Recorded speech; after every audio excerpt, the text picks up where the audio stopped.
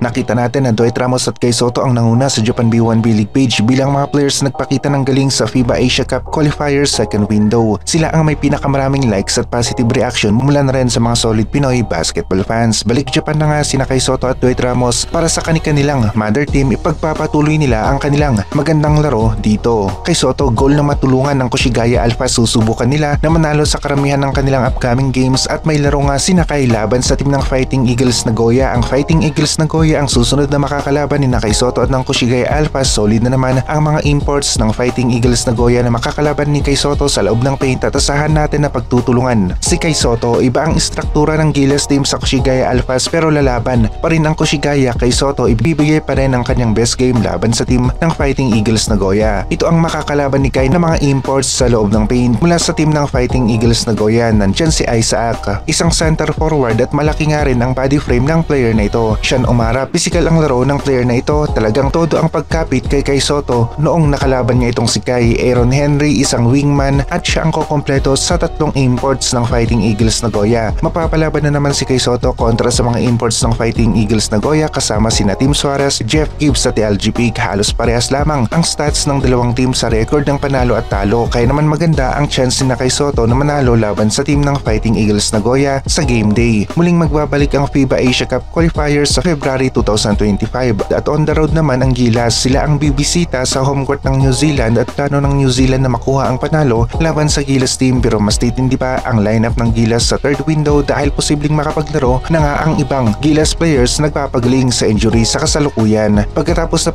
ng Gilas duty ni Carl Tamayo ay balik KBL nga ulit ito at 15 points, 9 rebounds, 2 assists, 1 steal kaagad ang kanyang pinakawalan sa laro nila laban sa team ng Seoul SK Knights at isa na namang solid na performance para sa Gilas player natin na si Carl Tamayo. Sigawan niya rin ang mga fans ng Tamayo. Bilis ng pagbaba ng dalawang LG Shakers dito, nakasunod si Carl, isang magandang back pass, layup para dito kay Tamayo, isang malinis na opensa para sa team ng LG Shakers. Dito naman Carl Tamayo nagpakawala ng isang corner 3, pasok ang tres ni Carl. Dito nagpapakita na meron talagang magandang opensa si Tamayo sa mid-range 3-point area at maging sa loob ng paint. Maganda talaga kapag palaging nakikipagsabayan si Carl Tamayo sa mga fast break, nagiging open siya at nakikita naman siya ng kanyang mga kakampi. Isa si Carl Tamayo sa mga Gilas players, nagpakita nga rin ng galing laban sa team ng Hong Kong at naging maganda ang kanyang stats at ngayon naman ay balik kaagad sa KBL, laro kaagad, walang kapagod-pagod, ginamit kaagad ng kanilang coach at ang resulta nga ay isang halos double-double na performance mula dito kay Carl Tamayo. Makakatulong rin ng malaki kapag palaging ginagamit ng LG Shakers si Carl Tamayo, mas lalakas at magkakaroon ng consistency ang kanyang laro, hindi kakalawangin sa team ng LG. Nagsimula na nga rin